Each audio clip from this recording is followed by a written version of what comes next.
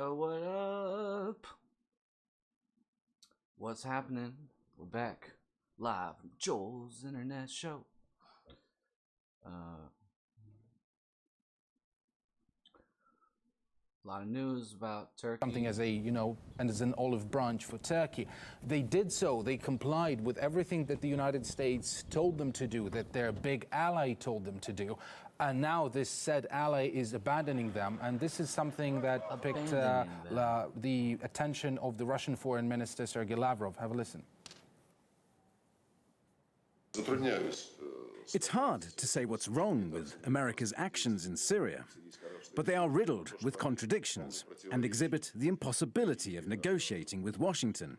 Donald Trump claimed he would withdraw US troops from Syria and other countries, but after taking office, he's gone back on those promises.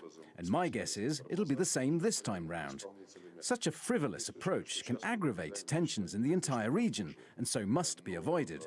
We've repeatedly told the US this. We had thought they'd understood, but nothing's changed. And in the United States, there seems to be an across-the-board condemnation of this decision as well. But when it comes to, breaking promises, if you look at all these broken promises that the United States... Erdogan says it aims to eliminate a, quote, terror corridor along Turkey's southern border. The Kurdish-led Syrian Democratic Forces say Turkish warplanes have struck its region in the northeast. The SDF says it sparked huge panic among people. And meanwhile, world leaders have been urging Turkey for restraint as well as dialogue. So let's look at exactly where all of this is happening. The Turkish forces are launching attacks against the town of Ras Al Ain. Troops have also gathered near the Turkish border town of Akakçale. It's thought they'll cross into the town of Tal Abyad, which U.S. troops recently evacuated. That town, though, is in territory held by the SDF Kurdish-led forces. Turkey already has a presence in Syria, holding a number of observation points.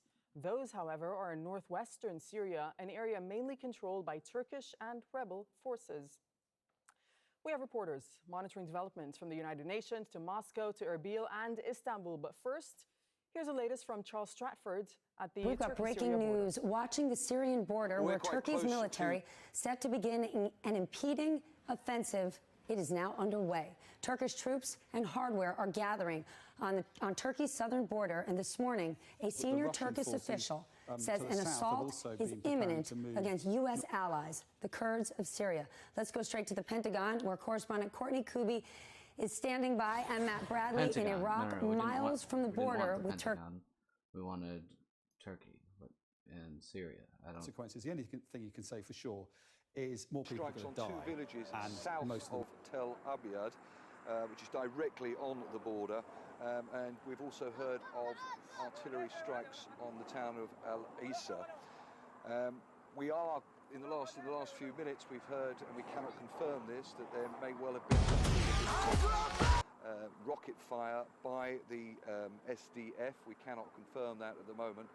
But yeah, it certainly seems as if this operation that the Turks have been threatening, certainly very much in earnest in the last couple of days, but as we've been reporting, they've been threatening to do this for years, is very much underway.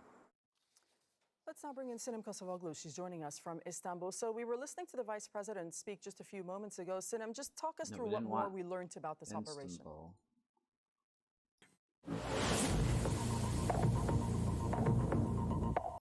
We don't care about the politics of it. Very strong eyes. We don't know what the Turkish president is thinking and what the Syrian leadership is thinking.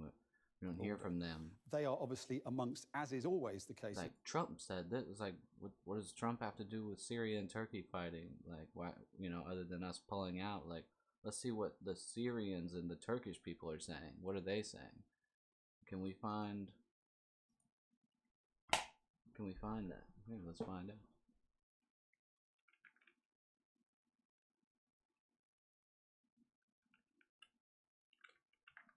Any Turkish PM?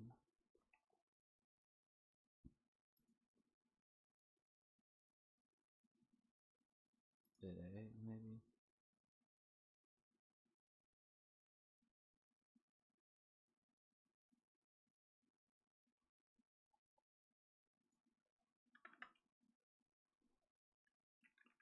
statement.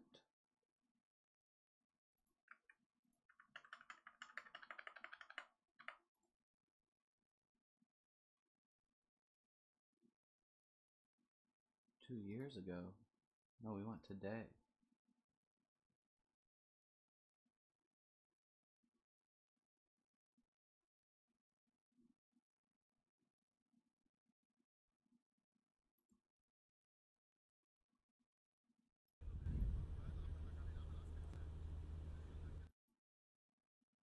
Nowhere near a full list. By 2019, America had left the Kurds for dead a few more times, both in Iraq and Syria. American traditions go beyond partisan lines. America loves having turkey on Thanksgiving, going to the pumpkin patch for Halloween, and launching fireworks on the 4th of July. Screwing the Kurds over usually from his own side, from Republicans who have also actually been reacting today. Congress is in a recess at the moment, so they're not here in Washington. But from their home bases, Lindsey Graham, and one in Landsberg, some 15 kilometers away. Two people have been confirmed killed. That we pray for our Kurdish allies who have been shamelessly abandoned by the Trump administration.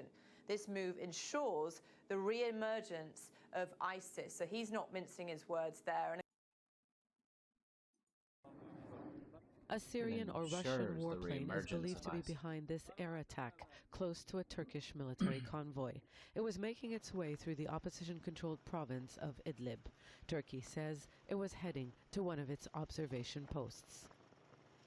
That's in the Hama town of Morek, and like the rebel-controlled town of Khan Sheikhoun a few kilometers away, it could at soon 1 p.m. local, around 1 p.m. local time, when a man was sent.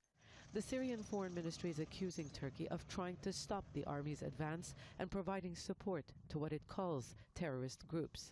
Turkey's local allies, the so-called Syrian National Army, were recently seen heading to the front lines to help fight the government's military push.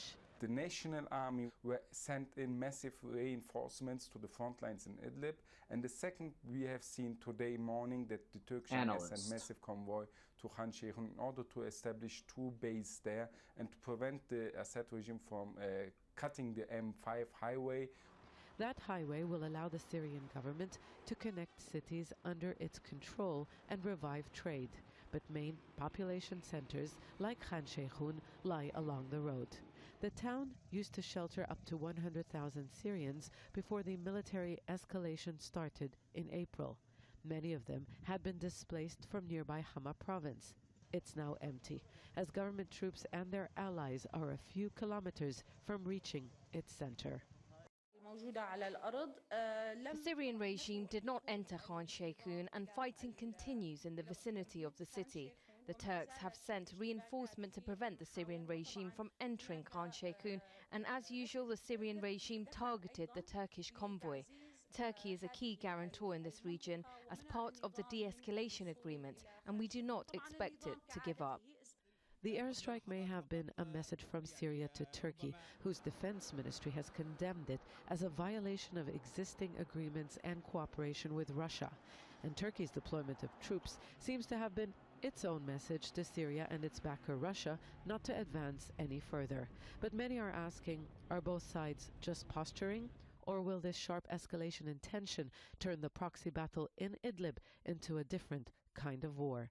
Zana Khuder, Al Jazeera, Beirut. At the synagogue, another at a kebab shop. So do you think it's not a coincidence that this took place on Yom Kippur? Well, I mean, it's just one day in a year that could have been chosen. But of course, it is a significant date. We often see terrorist attacks take place on significant occasions, religious occasions. And I suppose we'll soon find out who the suspects, who the people are that did this. But the fact that a Turkish kebab shop has been attacked as well tends to lend thought to this as probably something of the right-wing extremism that's Nashville armed robbery. The authorities have said that they have arrested. Focusing on, of course, our involvement on our city limits west border that touches Nashville. So I'm going to let a few more people join in on the live video, and then I'll provide an update. So once more people join in, I'll be updating on the Nashville armed robbery suspect search.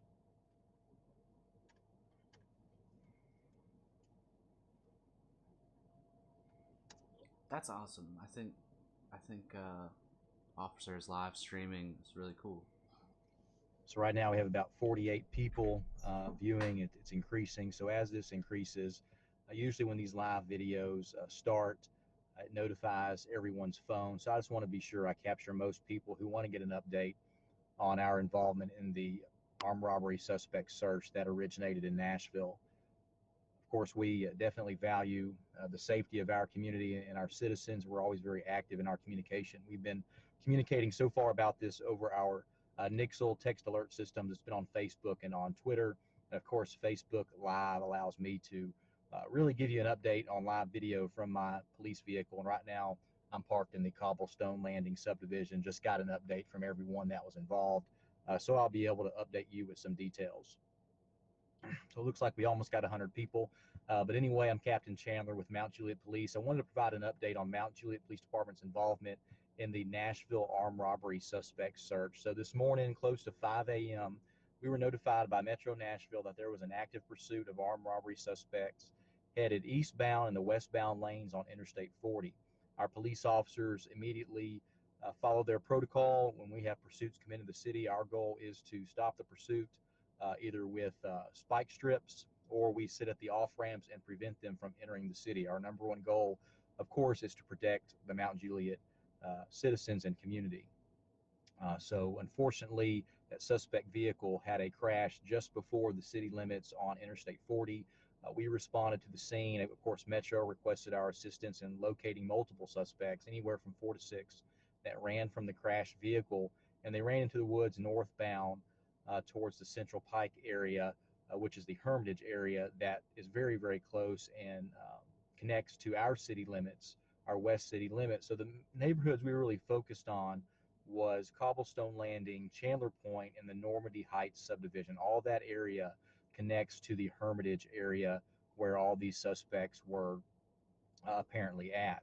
And we, of course, began to update our community about the suspects in our active search, because it was our fear that the suspects could track into the city limits in one of our neighborhoods where of ISIL and, of course, all those prisoners that are held in this very area. Yeah, and as you were saying a moment ago, James, opinion when it comes particularly to Syria, I mean, the Security Council is often divided, but especially on Syria, it's been very divided. So what should we be looking out for tomorrow if the Security Council meeting goes ahead? Are we expecting to see more of the same divisions?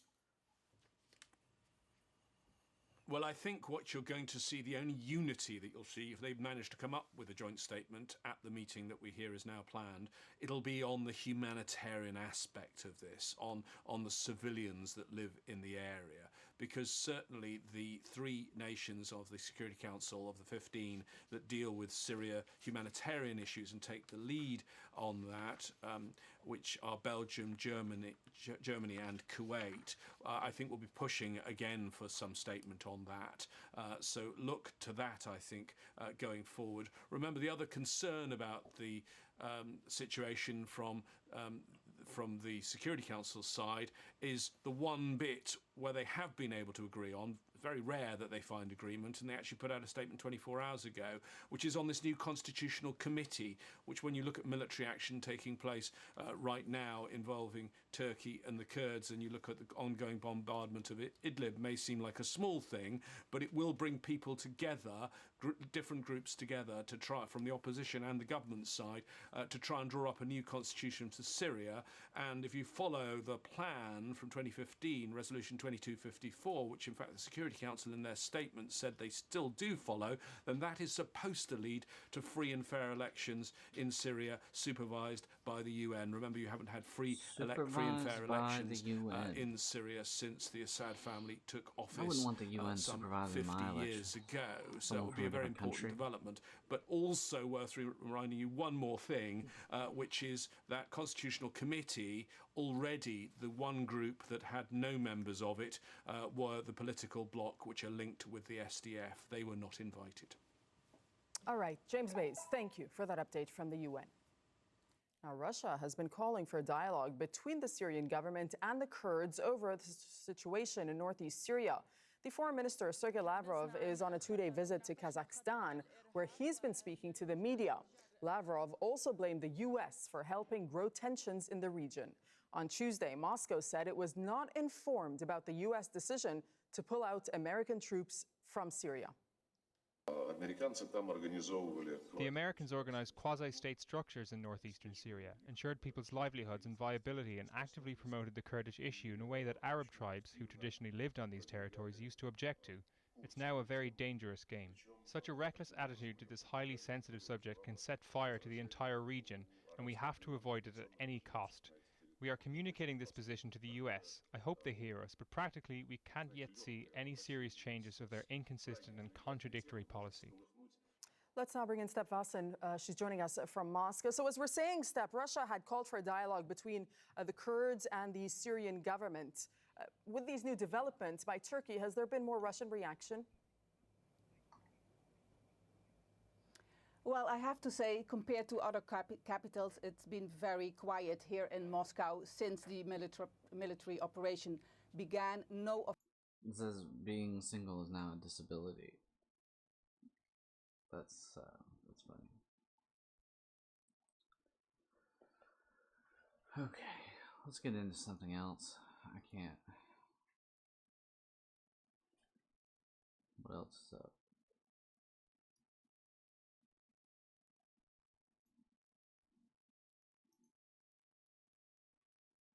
Of the Blackmagic Pocket Cinema Camera 6K. If you want film-like lookup tables that I use, I have them available for download. You'll find the link in the description. This camera was rented with my own money. I was given the original Blackmagic Pocket Cinema Camera 4K. I'll just call it the Pocket 4K and the Pocket 6K. I made the first real-world review of the Pocket 4K camera. I've compared it with the Arri Alexa XT, with the Panasonic GH5. I did noise comparison tests and a whole bunch of tests that I've shared with you on my channel. I've also shot a fashion film with the Pocket 4K camera. I have shown you how to create cinematic images with it. And of course, last month I did a monster comparison between most of the important mirrorless cameras and the Pocket 4K camera. So my conclusions in this review are based on 17 plus years of experience reviewing all kinds of cameras, different price ranges on different kinds of projects. In a nutshell, the Pocket 6K is an excellent camera with great cinematic looking images. I haven't had the ugly problems of the review unit I received last year. Now, most everybody wants to know how the Pocket 6K compares to the Pocket 4K, because that's going to be the first question that most filmmakers have in their minds. I ran through the same stress tests with the 6K as I did with the 4K. Image quality wise, the Pocket 6K has a very slight advantage in the highlights as well as in the shadow detail.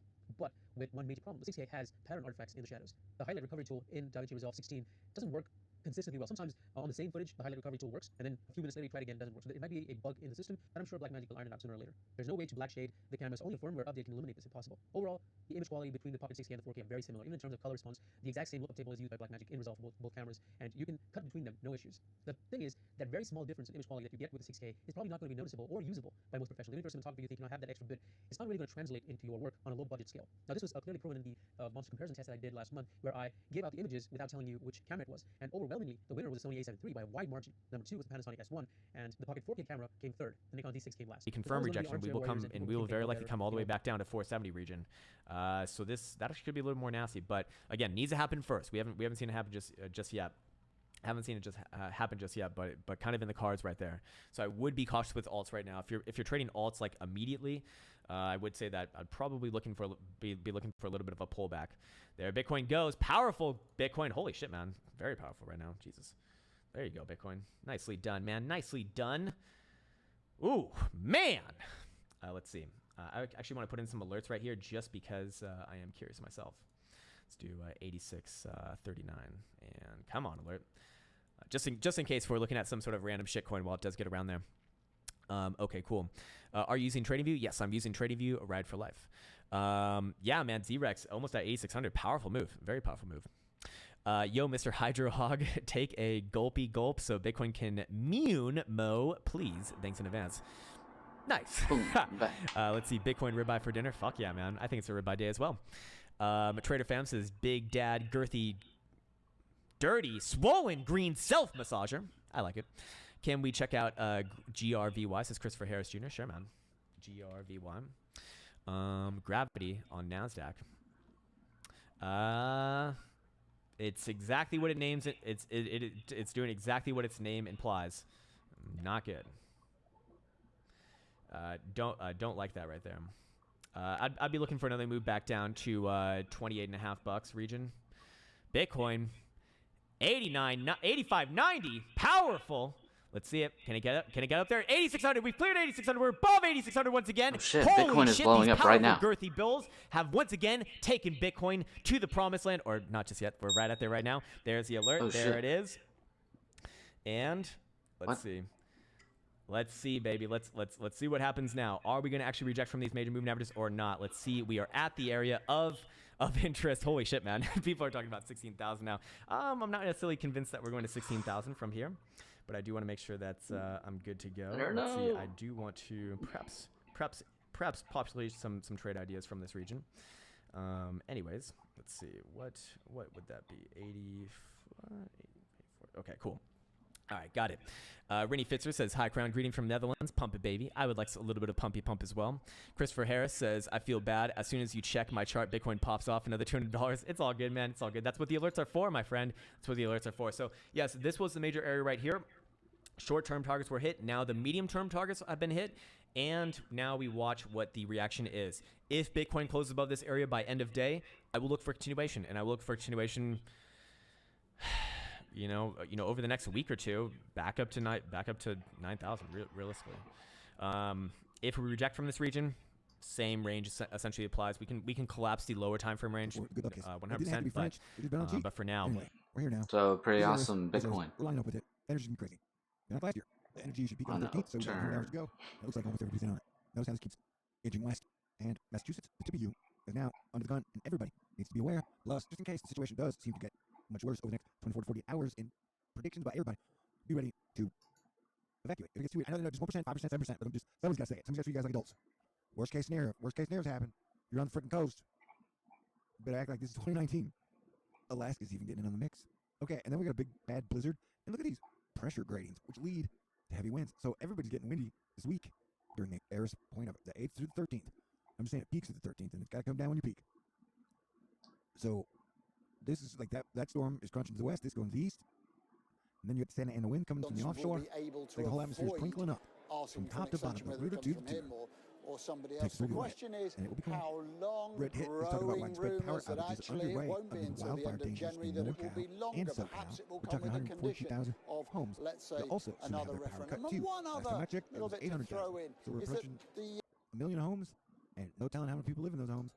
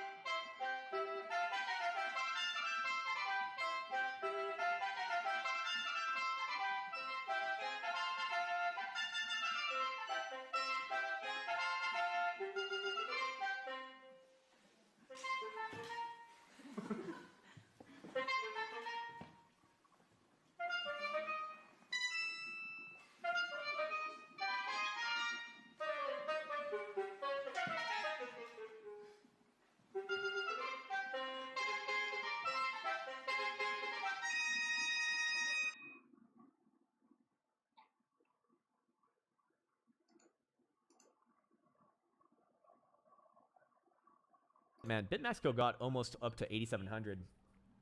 That also is, I should remind myself, the 0.5. Oh my God, it hit the 0.5 Fibonacci retracement perfectly, right in the middle, right in the midst of this blue box territory. Beautiful, fucking beautiful, man, fucking beautiful. Yeah, I would be looking for a pullback off this region right here. To be fair, I would be looking for a pullback off this region. Let's see, the globe is lit on Bitcoin since Texas admin, maybe a little bit. Mario Casanova says, Crown, what would it take for you to consider shorting Bitcoin? I don't mind trying to scalp short right here. I mean, actually, I put in a little bit of an order right around 86.50, which I did just get filled on. It's not a huge order. On my streamer account, it's about 10 Bitcoin. And does that end up being a scalp or not? I'm not necessarily concerned yet. I will hold that if we were to close like the next 4-hour dildo below maybe like 8,500. But if we close it above, I'll probably just scalp it away. Probably just end up scalping it away. Mark B says, Krong, if you were straight, would you do Leia?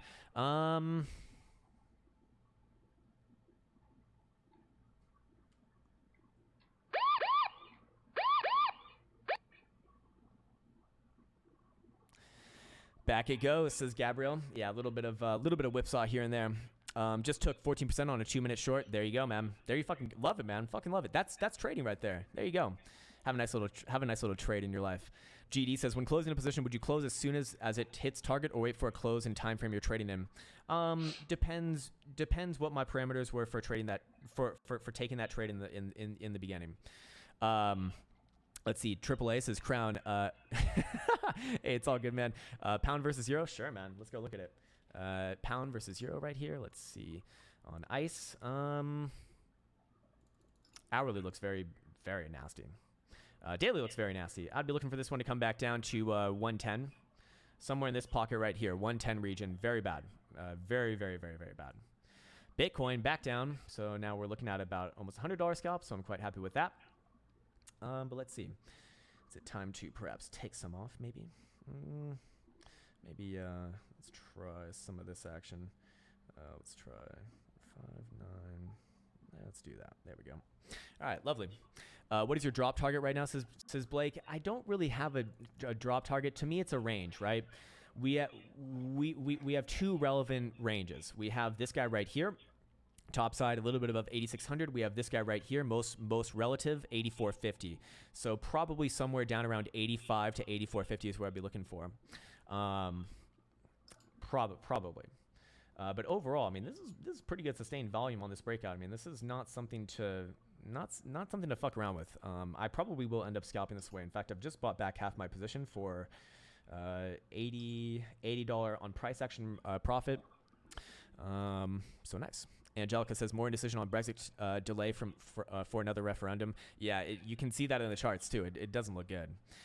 Got a short in at 86.10, says Adrian. Make sure that you manage it properly, my friend. Michael Art says, could this be the biggest bull trap for this year?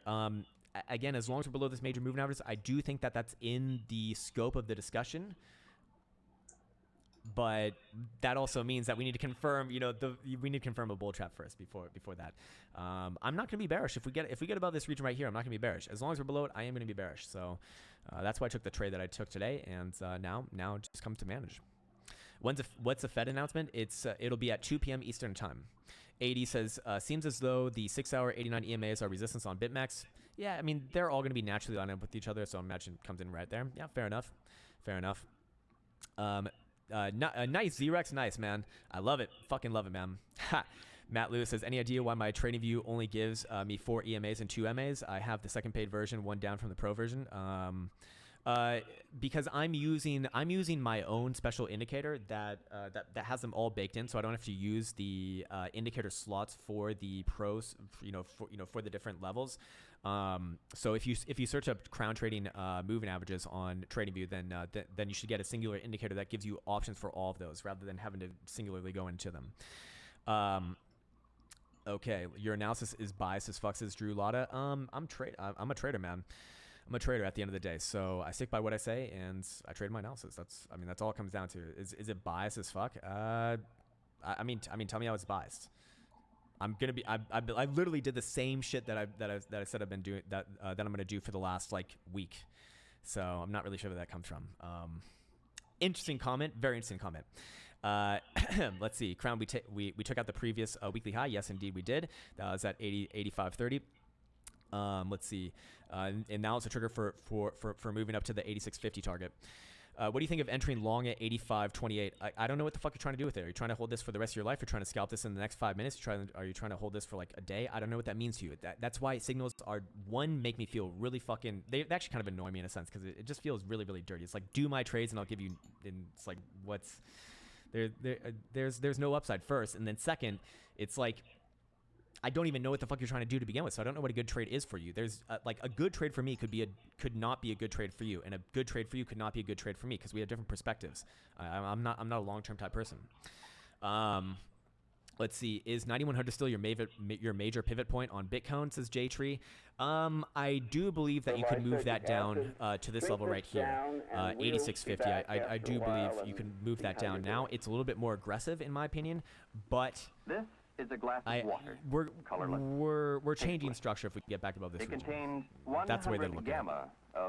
If we get back above 9100, it confirms that even more. But I think it would be fair enough to probably take position back above there. At least I would. Did you cover the super chat yet? Oh, sorry about that. I'll get back onto it right on over here. John Gibbons says, "Hi, Crank. Can you look at?" Let us observe the effect. Some 3 hours later. Yeah, we already did. Hey, being trolled again. Signals. My signals! Give me those signals, baby. Well, I'm a meat popsicle, says Mark Harris. I couldn't possibly tell you. It's here. Can't you feel it? This whole room. This everything is in color, and I can feel the air. I can see it. I can see all the molecules.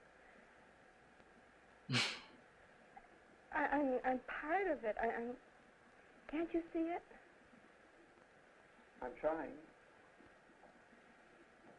Oh, it's just like you're released or you're free or I don't know how I can tell you. How do you feel inside? Inside? I don't have any inside. Is it all one? It would be all one if you weren't here, and if nobody else. Yes, everything is one. You have nothing to do with it. I am one with what I am. I can see everything in color. Everything. You have to see the air. You can't believe it. And the dimensions and all the prisms and the rays and everything coming down through you and moving. What does this all mean to you? I've never seen such infinite beauty in my life. It's like a curtain or a spider web. Can you see it? It's right here in front of me, right now. Watch. No. Good heavens. You know what went through me? It passed right through me. Could you feel it? Me? I wasn't any me.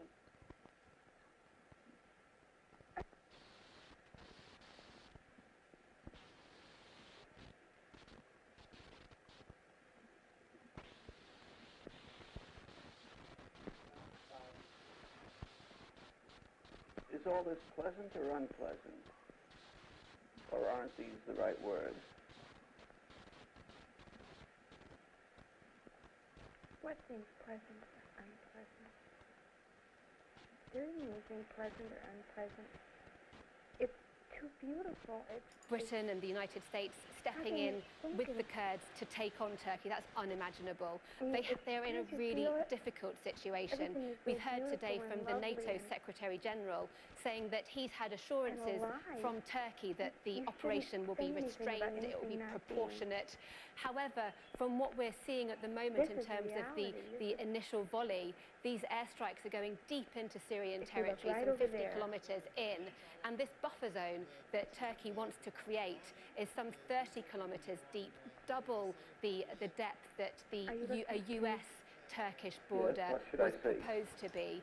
And it creates a huge dilemma for Britain and the United States and other allies as to what to do with their Kurdish partners on the ground and the fact that you've got Turkey on the other side. And one final point on that, actually this week in London, we're having a NATO Parliamentary Assembly ahead of a NATO summit in London in December. And that means that you're going to have MPs from all NATO allies, including Turkey, meeting here in the UK. And you can imagine that the operation in Syria will be at top of the agenda.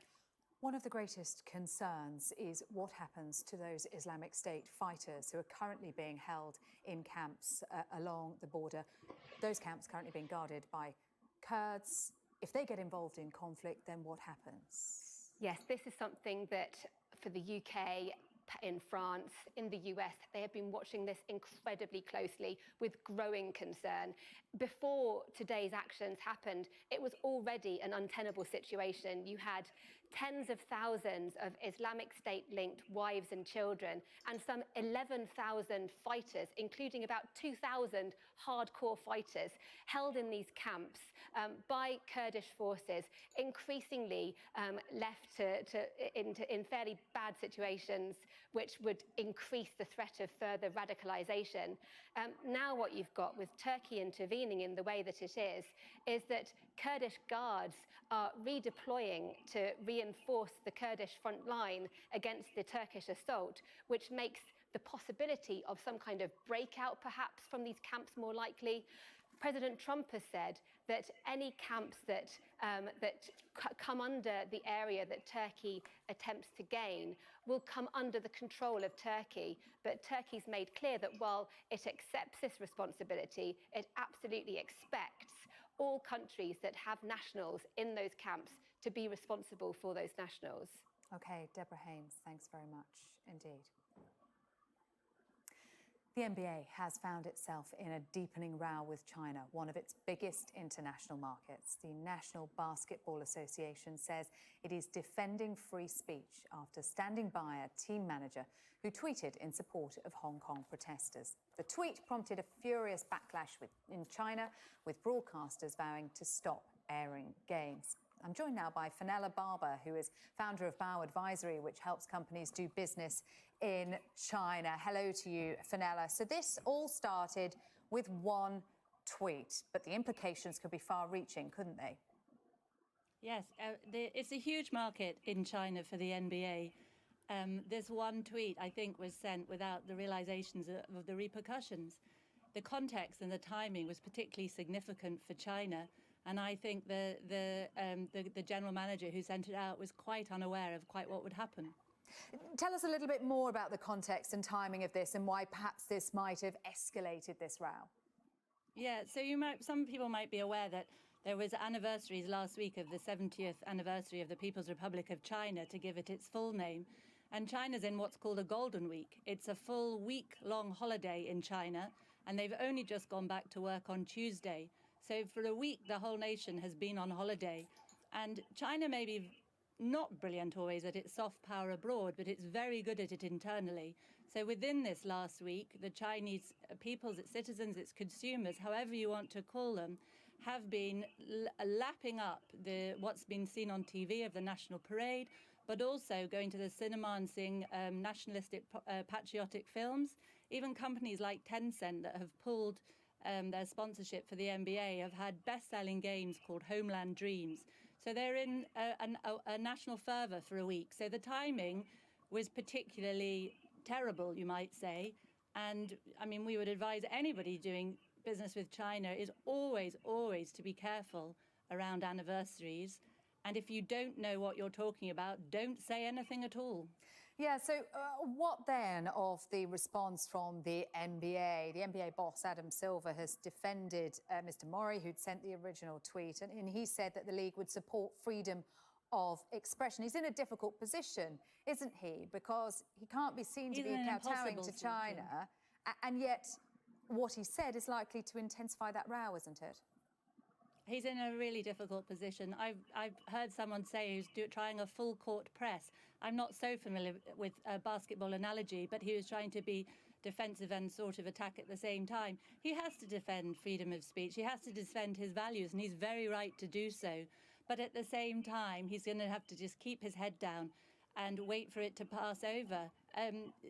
Anybody with that amount of business in China, with that potential revenue hit, needs to have all of the teams involved need to be much better informed and have much better understanding, so because they're operating without full information, and now the NBA can just sit this and ride it out. There are that many fans in China that over time they will come round, but it's to be honest, it's a really messy hit, but it's very useful as an example to show companies how careful they need to be, because China hasn't done this lightly. They've pulled the plug right across the board. It's a huge impact. Who loses out more in this row? Is it the NBA or China? Sorry, I missed that. Who loses out more? Who stands to lose the most here, China or the NBA? I mean, the sponsors have already pulled out, haven't they?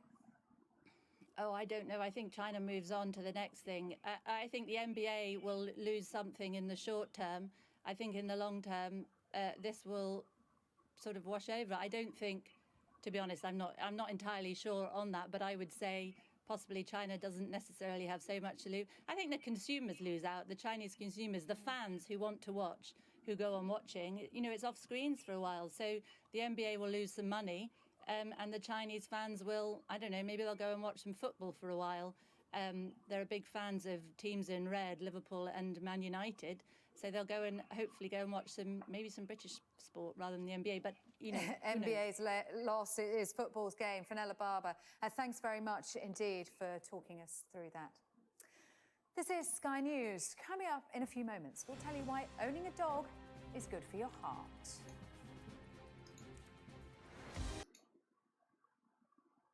Tesla on nows. Let's see. I'd be looking for some upside in lower time frames here, probably back up to 250, 253. Bitcoin, do it. CZ. I don't know what a CZ is. Oh, CZ. Oh, CZ, he's here. Just keep on buying that DAI coin. It's free money, right? Kidding. Aussie says, Crown, I feel like I'm bipolar. I flip from bear to bull every few days. I mean, you're probably just a trader, man. You should flip from bear to bull a few days. It's appropriate to be bearish when we're down around here. It's appropriate to be bullish when in the short-term time frames when we're right here. Absolutely. That's just trading the short-term trend, man. It's completely fine. That's what you should be doing. That's good. It's good. I mean, assuming that that's where you changed. I mean, maybe you didn't change your mind in those areas. Maybe you just traded them randomly. I don't know. But if you're going off a TA, then that's the proper time to be doing it. Yes. Chickalis Nage says opinions on weekly monthly jewel signal on SPY. Let's see. Weekly monthly on SPY. Weekly. Let's see. Weekly's lining up for a sell signal, and you say the monthly as well. We can look at that. Monthly lining up for a sell as well, man. Could that be it? I mean.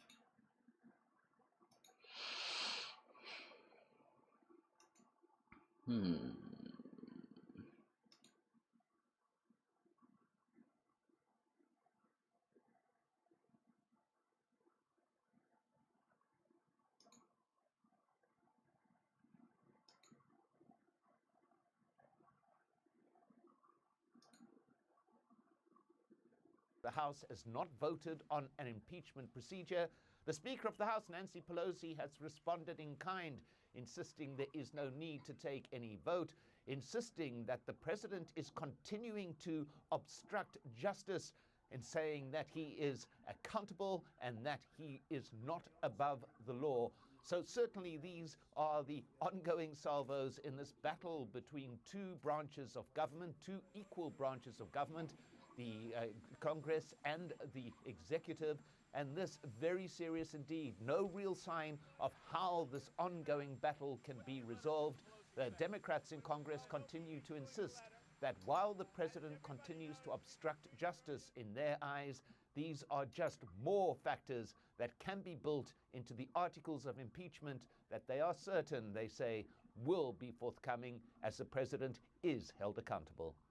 Well, Jeff Hauser is the executive director of the Revolving Door Project at the Center for Economic and Policy Research. He says despite the White House's intimidating behavior, more whistleblowers will likely come forward. It's contested right now to see how many whistleblowers will be willing to come forward. It's clear that there's an effort by the White House to discourage whistleblowing, and it's clear that to the extent to which the name of any whistleblower can become public, that individual should expect a torrent of abuse, and that is awful. You cannot really have a lawful society in which people who are bringing forth evidence of abuses by superior officials feel threatened, but that is what's going on. And so I don't know how many whistleblowers are going to be willing to come forward despite the directives from the Trump administration, but I suspect some more will. There already is evidence of that, but it's not entirely nasty. clear. And I do think nasty fake out. Jesus Christ, man. I'd be looking for this to come back down to 3150 region, back down around here. Did we just put in another lower high? Maybe, yeah. Right it. Oh, sorry. Let me get rid of this whole chart. Actually, we just need one trend line right now. Just need one trend line right here. Stopped right at our last little prior high, so that is concerning. And I do think that you have a little bit of downside in the shorter term, but let's see how the weekly's shaping up on this one. Weekly's a rejection of the 21 thus far. I'd have to call a spade, man. I mean, that was my target to the upside, was the 21, which was 3,600. We didn't quite get there. We got to 35, pretty close, but not quite there. I'd be looking for some downside. Shorter term target, what we just spoke about. Medium term target, probably back down to like 2,900, 3,000 satoshis even. What I just missed now. Rami says, Crown, I've been making decent trades lately. Nice. When should I start moving from medium to large size trades? Once I get more comfortable. Yeah, exactly. I mean, once it's all at your own pace, man. Once you feel comfortable and you have no emotions with your current trades, that's when you should up it a little bit. When you're having success as well. to be 100% direct. But yeah, when you're, here's a good signal when to move up your size. If you're in the process of moving up your size, if your goal is to move up your trading size, here's when you do it. First, prove to yourself that you are successful with your strategy with the lower amount. Now, after you've proven yourself that you're successful with that lower amount, the right time to up your size is when you're bored in a trade. When you are in a trade and you no longer feel emotionally affected, that's the time to push your limits again. Push your limits, your psychological limits. Because remember, at the end of the day, your strategy is the same, so that's not changing. So technically speaking, your results should mostly be the same, assuming that your strategy does, carry on over to higher size, which likely does. Then yes. Marcy Torrance says, according to Tom Lee, Bitcoin and S&P seem to move in similar fashion. So do they. Yeah, I would agree.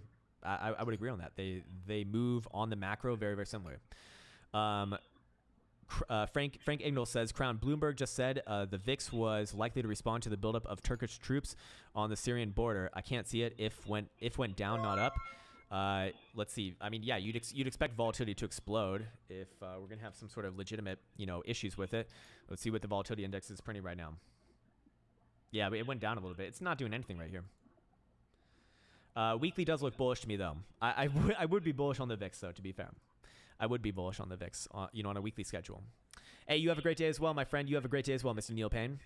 I am just entering the live chat. What is this? What is a target? Jesus Christ, LP. You must be new here.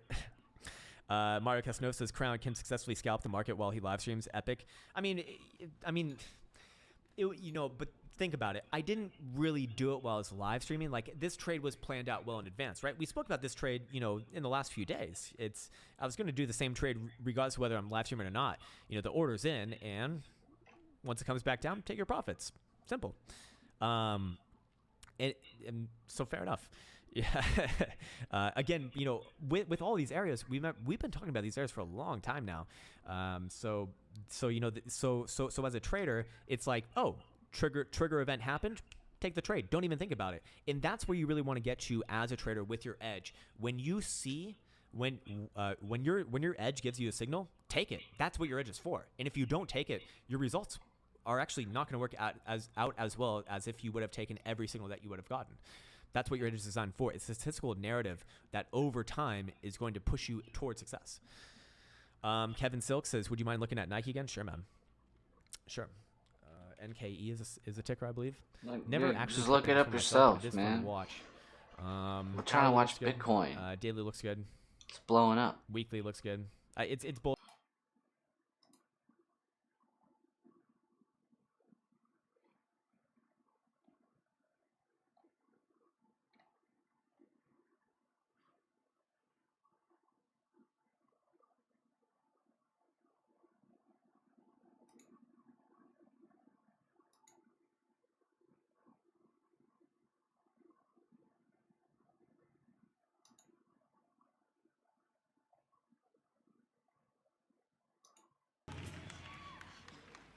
I was resting.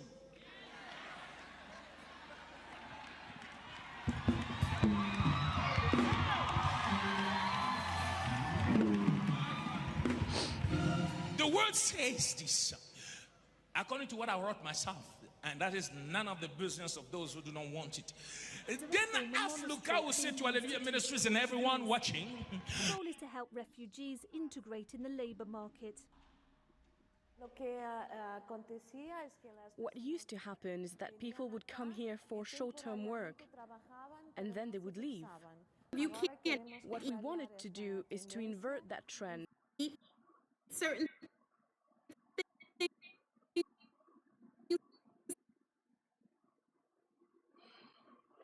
That's why some of you can't sit underneath the sun. So that's why some of you can't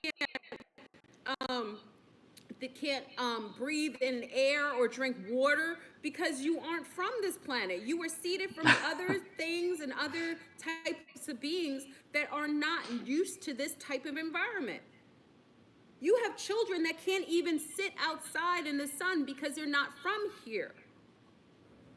If you can't just walk outside bucket naked where you are right now and be comfortable, that means you're not from this planet, or it means you've been homogenized. Welcome to our world.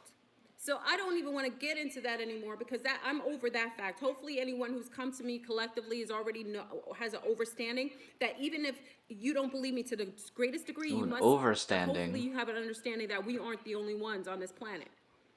Hopefully you have that concept, basically you have that concept. Okay, but I will say that I personally think that there's ships coming. Now, that was my first. What's my second? Hey, Melanated High Priestess. What's my second? My second is, if that is not the case, that there's ships coming, there is some sort of weaponry that they need all that electricity to be able to generate in one stream. So if it isn't above, it's below. Listen to me. If it isn't as above, then it's below, or it might be both. Usually if they need electricity for a high, we don't know if they're opening up stargates. These mofos have to leave this planet. They might be opening stargates to get the heck out of Dodge. We just hit 2012. They might be jumping out of jump rooms, and they may need to source out all the electricity and source it into one huge conglomerate of the desert of Area 51.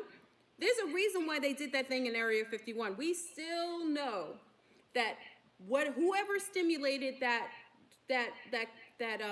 because one thing that I do know, that Area 51 debacle, the number one thing I was concerned about, and that's why I said none of you go, none of our people went because they're smart, is by invasion.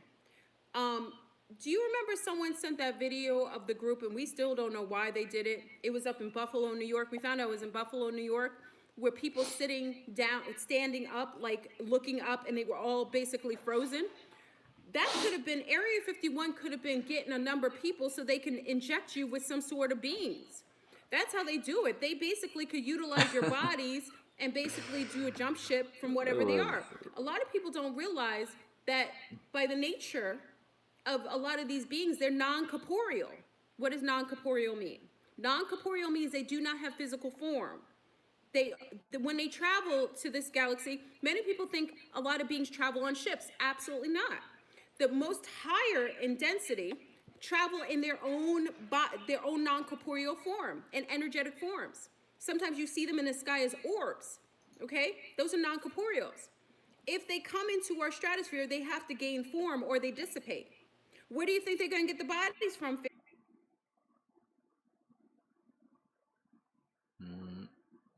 Oh, no. Family. Keep drinking that Hennessy. Keep drinking those Jack Daniels, because everybody at Area 51 was drunk or high on mushrooms or drugs or psychedelics. They were straight up portals for something to attach to them. So for anyone who went to Area 51 who was drinking, doing drugs, getting high, they probably set that up to get people to be hosts for beings that they had over there. You got to be careful following their own okie doke. Area 51 hasn't had anything special for years. But I do know that there's an influx in their magnetic field, so that means there's ships over there or portals. And if you're going over there drinking and being basically an open vessel, what do you think is going to attach to you? You have things attaching to you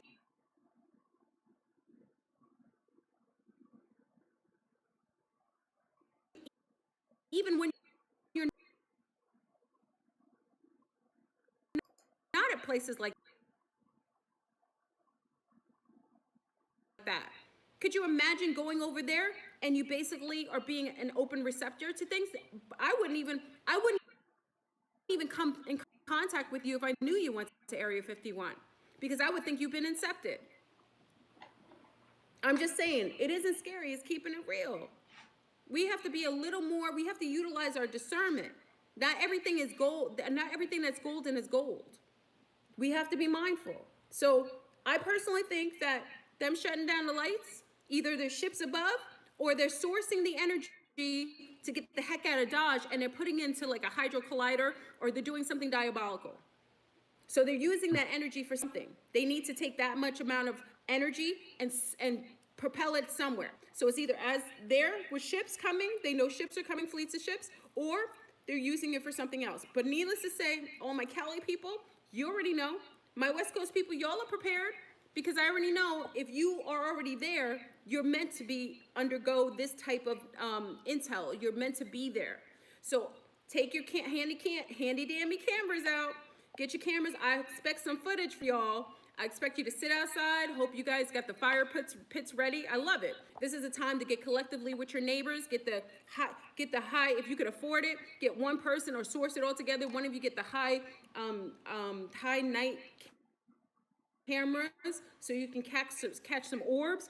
I guarantee if you don't see something above, you're gonna feel something beneath your feet. And I want some of you to put some of these, some of our nerdy, geeky group, I know that you guys have it. You guys have seismic equipment. So I'm asking for all our geeks in the West Coast, get your seismic equipment out, and hopefully I get some feed from you to see if they're doing anything underneath the ground. You'll find out, because we're aware. Others won't know. They'll be watching Super Bowls. They'll be watching Super Bowls. They will be unaware. They'll be in their house popping pills, popping opioids, what do they call opioids? Popping opioids, watching footballs, watching men running around in spandex. Wow. That's what they'll be doing. Or going to work to matrix job, being radiated all over the place, and they won't even be aware because they'll be in a shit, fog. It's going back down. Okay? I'm just saying, keep it, you know, you guys already know what time it is. This is like me speaking to the choir. For anyone coming in the room, please put a like on the video. Fire in the yard. Please put a like on the video if you come in the room, just as a common courtesy. Like I said, YouTube has left me pretty much be since I've gotten likes on my video. Before we didn't really pay attention, because I don't really pay attention to likes when I come on people's video. To be honest, like I forget, because I'm so excited to get on. But anyway, your Super Bowls will be on.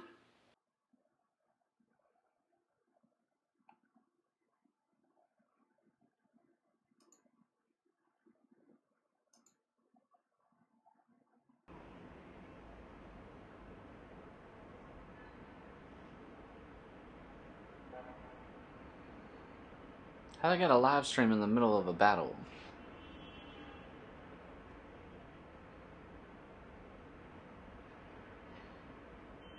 Oh no.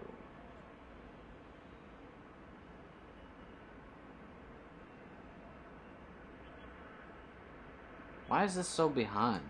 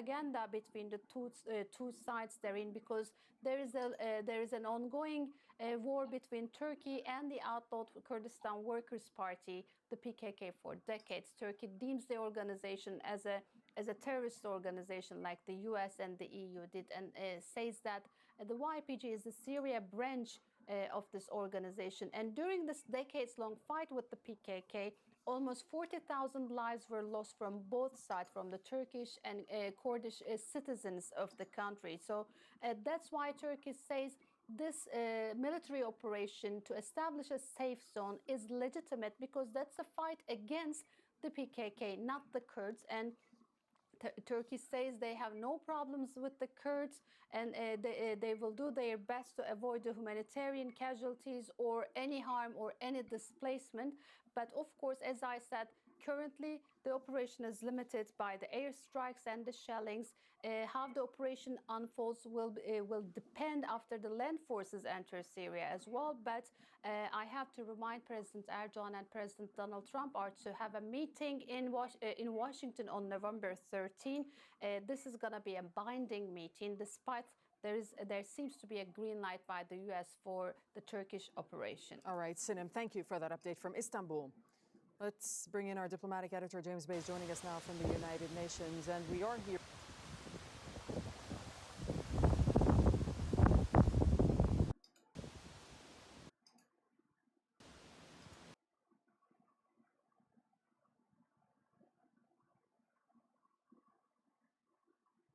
All right, y'all. About to sign out.